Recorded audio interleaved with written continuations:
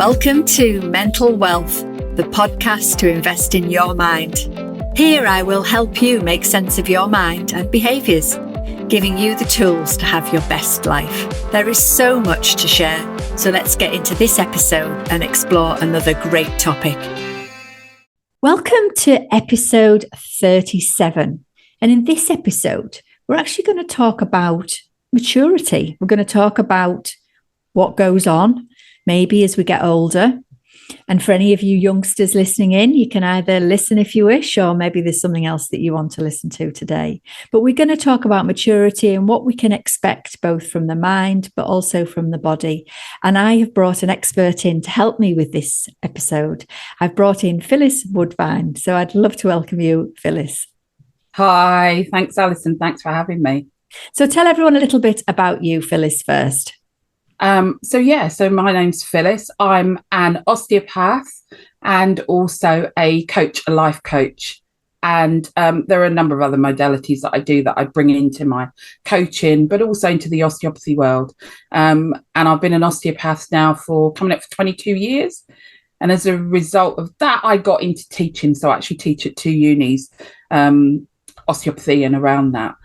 So my client base, my patients that I see are quite varied, and literally treat from 0 to 97 is the oldest patient I've treated. And I see men and women. So I tend to see a lot of families and all sorts of things. So over the years, I've had 30 years in body work. I've seen quite a lot of the changes that people go through. Brilliant. Okay. So as I said, you are the perfect person to share this little space with and have a conversation so that we can just listen in, hear our conversation, and then just work out what does this mean for you, the listener. So I think we can talk about age in a way that hopefully feels more positive, because you'd often hear people saying they're nervous about getting older, they're worried about what the future's going to hold. And I'd love to hear your thoughts on kind of what kind of things you hear people say firstly on this topic. Yeah, a lot of the aging side of things, people, because obviously as an osteopath, they come and see me because more often than not, they've had either an injury or they've got some sort of aches and pains. And you often hear them saying that, well, I'm getting old, so, what can you expect? And I then, as a result, often say to them, well, some of these things are because we're aging, but it doesn't mean that we're aged and that we have to stop doing what we're doing. We just might need to adapt that. We might need to change some of the things that we're doing. And it might well be that, in our 20s, we recovered really quickly after an injury, an incident, whatever. And in our 40s, we might take a little bit longer to do that. And then in our 60s, again, it might be a little bit longer, but that doesn't mean that we can't recover from things. And I think, you work with the mind. I do as such, in that it is how we think about what's happening with ourselves. If you put yourself in that mindset of, I'm no longer able to do this is as a result of me aging, that sort of thing. It's a bit like you becoming what you said you are. Oh, I'm no good at this or whatever. I'm old. I'm whatever. Well, then you're going to become that. And if you start changing the narrative, the way you talk about things, you actually will start to feel different. And I always say that when people come to see me, the body, a belief of, and one of the ethoses around osteopathy is that the body has its own self-healing mechanism. And sometimes we'll have injuries and stuff, and they will get better, but they might take a little bit longer. And what an osteopath will do is they're going to help you to move that along a little bit. Yeah. And it's the same with aging. Yeah, you're going to have effects, but there are things that you can do that can help it so that it isn't necessarily that big, nasty thing. I mean, I'm happy to say how old I am when I talk to people, and they're, oh, really? And I just think, well, I'm not going to stop, until I'm forced to stop. And that's when I'm 6 feet under or whatever, however. So I love that. I think it is so important, isn't it, to catch yourself just listening to the language that we use about these things, about the way we describe ourselves, about the way you describe each day. You know, I'm quite a fan of really thinking about how do you want to be today, rather than worrying about too far ahead in the future or dwelling on the past. And I think, you know, age is exactly the same. I mean, yes, it's a number, literally, isn't it? I mean, I'm also happy to talk about how old I am, you know. So I think it's important that we just catch ourselves and just check, you know, if you are using language that isn't serving you and is going to make things worse. Totally. And it's sort of like that confidence around what you're doing and what you're saying, and certainly being aware. I think sometimes we forget that actually with age and maturity comes knowledge. Might not necessarily have wisdom, but it comes knowledge. We've moved along. You know, we've seen a lot of things as you get older. You had, you know, unless you've been encloaked in a place that, you know, you can't get out and about. We've seen things, we've got experience, and that we need to look at as a confidence boost. And I think, you know, yes, we will possibly get slightly more aches and pains, but that shouldn't stop us. I'm often saying to my patients that, you know, if you have got sort of that joint pain, then what you don't want to do is give in to it, for want of a better word. You want to keep moving because you want the blood to keep flowing around. You want you want the joints to be perfused. Keep up your water intake. You know, you want to really just do as much as you can to help things along, and recognize that, yes, it might change a little bit when you get older, but that doesn't mean it has to stop. You can do things to help yourself along. Yeah. And even if that means that you can no longer do the marathon running that you used to do, and that actually is, again, that's a mind thing, because if you really want to do it, you can. True. You know, how many of those 80-year-olds have we seen, or 70-year-olds who suddenly take up running and whatever? You know, you can. The mind is an incredible thing. But if you do, you know, you can't do those things anymore, then maybe go walking instead of the running, and walk at speed. You know, it's adapting what you do, but not seeing it as a negative, seeing that positive around the fact that, well, look, I'm still able to move. I'm still able to do this. I might not have done this yet, but I can do it now. I think you raise a really good point that, you know, we're not saying you have to stop. We're absolutely saying check your mind, check the way that you think, the way that you talk. But I think something that I've seen quite a lot for people who maybe were very active, and then maybe they've had an injury or an illness or something like ME or something that's really slowed them down, fibromyalgia type of symptoms, and it's slowed them down. And one of their most challenging things to do is to accept that even though we're saying you don't have to stop, there are things that you might have to do differently. Yeah. And I think that is something that people really struggle with. So suddenly, I can't get fit anymore. I've put some weight on. I feel really stiff. What then can they do to do something? Because I think that's where people get really low in mood and really frustrated with themselves. Yeah, I think for me, one of the tips around that is looking at the fact that you are here and now. There's no point in looking back, because that's actually not going to serve you. I mean, that, you know, as a coach, that's very much, we're always looking forward, but it's also looking at, right, where am I now? What is it that I want to do, and how can I make that happen? And it's not looking back to, well, I used to. Well, yeah, you used to do something, but okay, you're here now.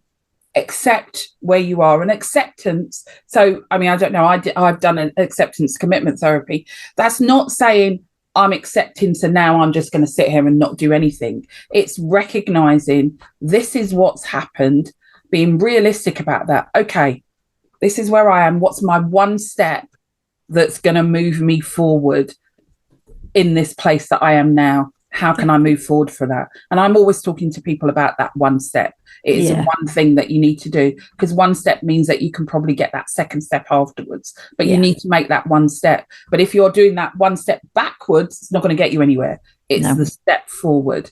And it is really accepting where you are at the moment, but recognizing that doesn't mean that you can't move forward. And certainly I've had patients and coaching clients who've had ME, I've treated a lot of people with fibromyalgia, and it's going to be very different for every person. You can't, it's really difficult to be generic around these things, and I don't think one should. And that's one of the things with osteopathy and with coaching. You're coaching the individual. Definitely. And as an individual, you're going to look at what's happening to you, because you can never walk in anybody else's shoes, no matter what it is. You're not walking in their shoes. But it's recognizing, I'm here. What can I do to change those things? I think so. I mean, it's that relationship as ever with your mind, and then listening to your body, isn't it? And then it's kind of that balancing act all the time with, what am I thinking about this? I love the point you've raised about there's no point in keep saying, well, I used to be a runner, or I used to cycle, or I used to this, I used to that. Yeah, that's true.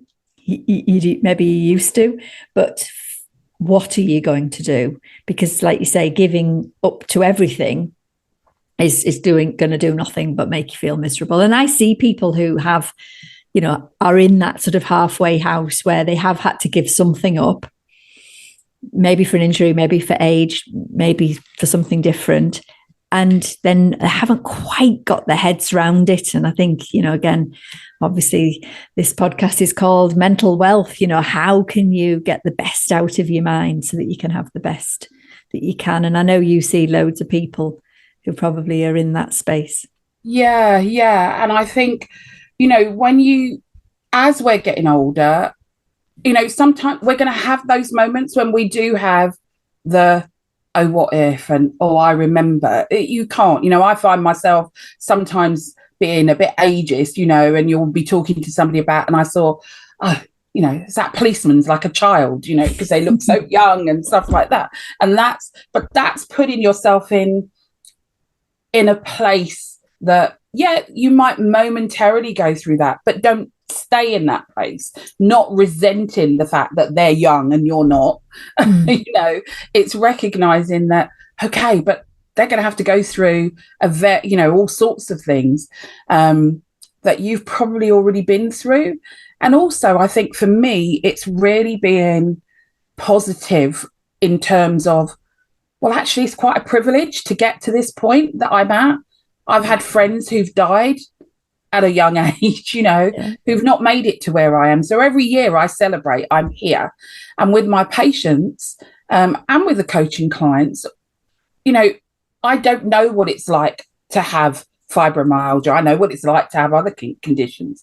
I don't know what it's like to be 80, but I certainly know what it's like to have a hip problem, because I used to be a sports person. So, now I'm going to need a hip replacement. So I know where I am. That doesn't mean that I know what you're going through. But what I can say to you is, if you don't dwell on that and look at what are the positives, what is it that you want to do as opposed to what you can't do, then that's going to enable you to move forward. If we dwell on what we want to do and can do and how we might be able to do it, that's going to serve us a lot better than thinking, what if? I think that's so important. Yeah. And I think something else that springs to my mind is sometimes we all find ourselves occasionally into space where we know we're not doing the right things for ourselves and we're not doing it. So we know we're not doing it and we're not doing it. And that sort of cycle, maybe you do need to, maybe that you need to go and see someone like you, Phyllis. Maybe you need to go and have physio. Maybe that you've got some condition that you are ignoring or not paying attention to. And in that space where we're ignoring and not doing, quite a lot of the time there's some self-beating in that space where you kind of know you should be, but you're not.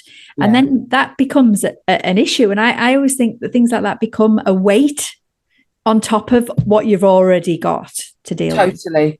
Totally. And if we look at around how our mind works and how we get stressed by things and get anxious. If we're in that space, neuroscience the science is there to show us that actually it's not surprising we can't make decisions and we can't move forward. So we have to find a way of trying to break that cycle. And that would be one of my tips around that, is that, breathing can be, it sounds stupid, but, when you remember as a child, I remember mum saying, take a breath. And actually, again, science backs it up. Neuroscience backs it up. If we take a breath, if we do something like as simple as box breathing, or just taking a breath in and letting that breath go down to the belly and wait, that just starts to calm down the nervous system and allows our brain to then start thinking of what it is we can do. Yeah. But if we're constantly in that cycle of being stressed, running, like the hamster on the wheel, then we can't find that space. So taking that breath is what's going to help us find a little bit of a chink in there to move forward. And that really, for me, applies in so many things. And that's to men, women, children. It doesn't make any difference. And one of the things that I deal a lot with is the menopause. And again, that's something that some women have, that the anxiousness that comes with it. And it's one of the things that I talk to them about, is taking that breath and really trying to take a little bit of time out just for you, even just for a minute, because we've all got a minute.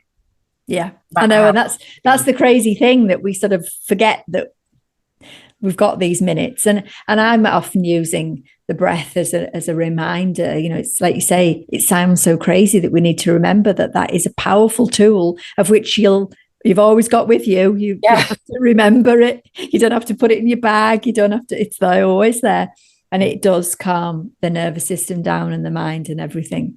But I think something, I want to come back to menopause, Phyllis, in a moment, but I think something that I also feel that you've touched on and I want to highlight is that when we talk about age and we talk about, not wanting to get old, which obviously is not even a thing, because every day we are getting older.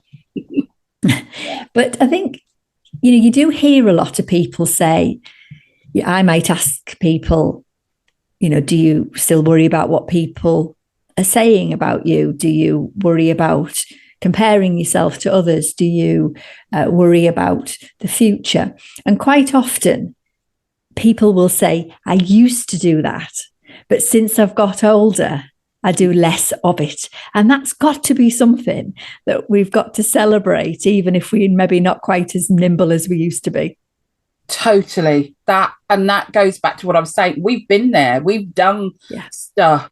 And you do get to that point where it is, do you know what? That doesn't bother me as much. I don't need you to be my best friend. I don't need you to love me. I don't need to get that done perfectly. And certainly that is something that I see that definitely, as we get older, sometimes depending on what we're doing, if you're getting into a new venture or something, it might be slightly different, but definitely your reactions to it change as we're getting older. And I see that all the time. I agree with you. Yeah, but I think we need to celebrate that, don't we? Rather than live in this sort of dread of, oh gosh, it's all, people talk about it's all going south and it's all the things that people say about getting older. And we're not going to have 20-year-old bodies for sure, but what have we got? Yeah. And for me, really homing in on that, because we can't change the rest. It is what it is. But what we can do is be really mindful about the fact that, I've got all this knowledge, I've got all this wisdom, I've got all this freeing stuff that maybe you didn't have when you were younger. Yeah. I mean, totally. And it's celebrating that and recognizing, and this might be one of the occasions where I say, you can look back to what you were like at 20, look back to what you were like when you were that, teenager going through puberty, or when, you were looking forward to your 40th birthday and what was going through your head at that stage, all of those things. And it's not saying that, 60 is the new 40 or whatever it is. I don't want to be 40 again necessarily. But it's celebrating the fact that actually I'm at this stage now, and look how much more I've got as a result of those years that have gone on. And, so I might not be able to fit into the clothes that I did when I was 20, but really, who cares? Do you really want to be wearing the same things that you were then? No, not really. No. But I feel like we're almost balancing then, aren't we? So if physically things might be changing, but we can balance it nicely with the growth that we've had, the development. I mean, I'm not the same person, literally not the same person that I was. I would not be having a podcast when I was younger, No way. No way. And it's celebrating that. I mean, look how amazing. Look at the amazing things that you've done by having that podcast. The people you've had, the people you've been able to help through that you weren't doing when you were younger. And it is really looking at those things and recognizing them for how positive they are. And it really is celebrating that. I think so. So while I've got you here, Phyllis, I think let's come back to, you mentioned you work with a lot of people with menopause, a lot of ladies with menopause. It's not something I specialize in at all, but I would love to just put a little bit of something for anyone listening in today who may be in this space or heading for this space or whatever we want to call it. Yeah. So very much it's around perimenopause and menopause, and the fact that, a lot of women don't necessarily realize that that's what they're going through. And they might well be, they might have gone to their doctor saying, I'm feeling a little bit down or whatever, and they've ended up being put on antidepressants. Or they might have had a blood test and the doctor said, well, or their healthcare physician has said, yeah, but it doesn't show that, you're not going through the menopause. The reality of it is that it's a fluctuation of those hormones. So one blood test isn't going to tell you. It's a combination of all the different symptoms, which again are many and varied. But I usually say to people, try and keep a diary, regardless. So they come to me and they're saying about their mood being a bit down and the rest of it. Keep a diary of when these things happen, and you can see whether or not it is a regular thing, or whether or not it's just because you're going through a stressful time, at the moment. And the reality is that if you're going through the menopause, particularly in your 40s, 50s, then you might have aged parents, you might have your teenage kids who are giving you anxiety. There are so many other things that are going on. I think it is just trying to be aware of those things, but recognizing that it is just another part of life. And a bit like we were saying beforehand, celebrate that. I'm moving on to the next stage. But yeah, it's many and varied. It's too much to go into on this today as to what it could be. But it's just recognizing that it is, much as you went through puberty, it's that we're going through another stage of those hormone changes. The difference is actually we're a lot wiser. We're a lot older. We've got a lot of experience. But the things that you can do for yourself is being kind to yourself, trying not to do that, beating yourself up over what's going, and trying to find space within it. And it is going back to that breath again. That's one of the things I teach on my course, is talking about how we breathe and using that, and that mindfulness, and being just a little bit, taking a little bit of stop, taking a time out. I love that. Yeah. I love that. I love your suggestion around just keeping a little handle on. I'm a big fan of people writing things down. I've created a 3-month journal, which just helps people pause and just think about their day. But I think just making sure that you are being kind to yourself, but secondly, just see what else is going on for you, because we can so quickly just label something as, oh, it's this. And actually, then you go down a path trying to find that solution to that thing.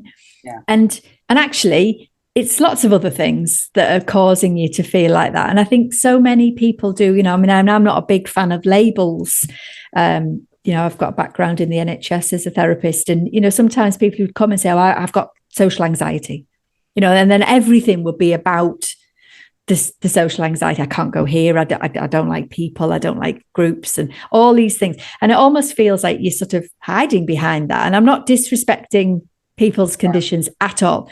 But I think just being really observant about what is going on for you at this time. And I see a lot of women, particularly, who are doing too much for others, not asking for their needs, not putting themselves forward, not feeling able to speak up. And I think all of that is going to affect your overall outcome in life, isn't it? So to just put a label on, I've got the menopause, it's possibly a lot more than that. And for me, I think a lot of women get to that stage in their life and they do realize that they've done running around too much and they haven't asked for their things, and that's got to have an impact somewhere.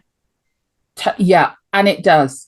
And I think it's, no matter what is going on, you have to try and find that space for you. And if there's one tip that I would give, it's find a small bit of space for you, that you put yourself at the top of the list. Because stereotypical as it may sound, most women are at the bottom of their list, regardless of whether or not they have kids, they don't have kids, they're in a relationship, they're not in a relationship. They put themselves at the bottom of the list. And I've seen it all the time. And all I'm saying to you is just try a couple of times a week to put yourself at the top of the list. And actually, the difference that can make is absolutely amazing. Brilliant. And what a brilliant tip. If we could all just take that one space just to say, do you know what? I'm going to do this for me today, or I'm not going to do that for that other person. It can just be the glue, can't it, Phyllis? Yeah. It can just be the bit that makes, because, we are all dealing with this physical body. We are all dealing with these things that we've talked about already. And yet just that difference by just taking some time. And for me, it's not just about going for a massage or having one night's sleep. It's consistently putting yourself somewhere a bit higher up in your... Yeah. And that is why I say put yourself at the top of the list a couple of times a week, because the reality is you're probably not going to do it every single day. But if you take a week and think 2 times out of the week, I'm going to be at the top of my list, that's going to have a change. And that might then make you actually put yourself at the top of the list all of the week, because you recognize that it is that you can't fill from an empty cup. And if your cup gets fuller and fuller, it's a lot easier to deal with the other things that are going on. But Definitely. You've got to start somewhere. You've got to make that one step. Yeah, I love that. And I think for me, I'm often reminding people that, if you're going to put something new in, it's 2 things that spring to mind. One, you have got to feel the benefit yourself first for you to realize that maybe repeating it, because somebody's saying you need to do that. We hear people saying all the time, don't we? You've got to do more self-care.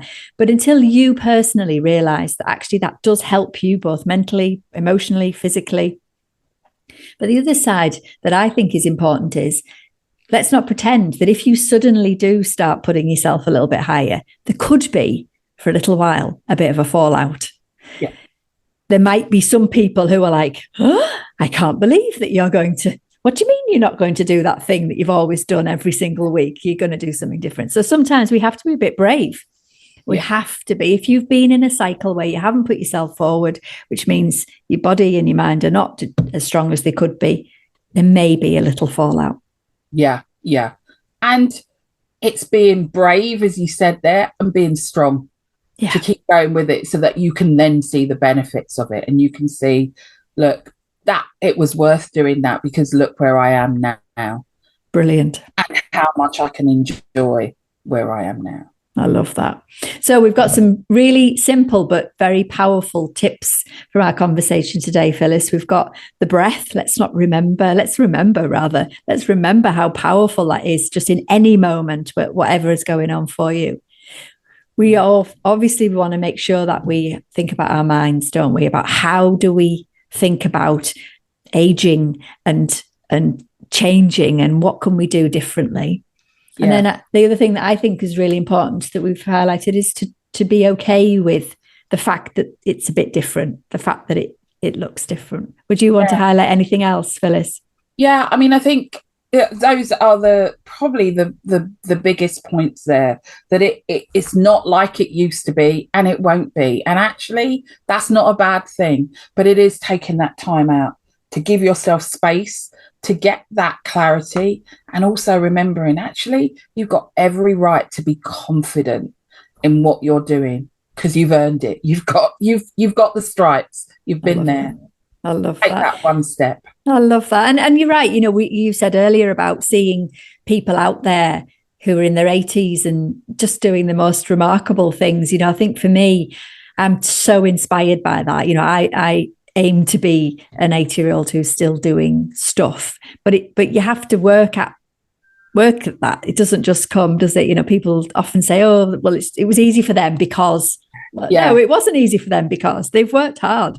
Yeah, totally. And it's keep working at it. I've always, people say, oh my gosh, Phyllis, you're doing another course. And it's just like, well, I'm keeping my brain going because, one, I really enjoy doing it. Mm-hmm. And two, it means I can help others because I can give them the benefit of some of the experience that I've got. But it also means that being around others, I'm learning stuff all the time. Yeah. And, I hope to keep that brain going as much as I can and be excited by things. And I think that's probably one of the final tips that I'd say is do things that make you excited. I love that. Yeah, I love that. It's almost the going back, isn't it? To the child, go and do that thing that makes you smile, or go and jump in that puddle. That's something else that I see, with maturity, is that then sort of seem to think that they've got to be all sensible. And no, exactly. If we're gonna face this next generation, not generation. What word do I want? Next chapter in our lives. Let's jump in with all both feet. Yeah, let's jump in that puddle and splash about. Definitely, because we do take ourselves too seriously quite often as adults. Oh my gosh, yeah. Which I think affects it. Oh, Phyllis, it's been absolutely lovely sharing this space and this episode with you today.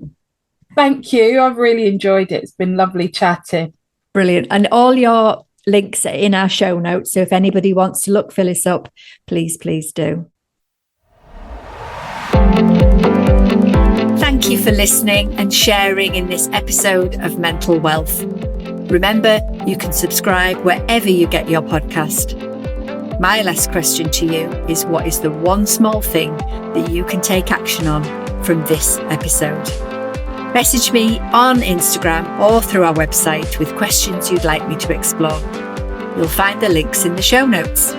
I'll be back with more tools and tips to make sense of your mind in the next episode. In the meantime, be kind to yourself. Bye for now.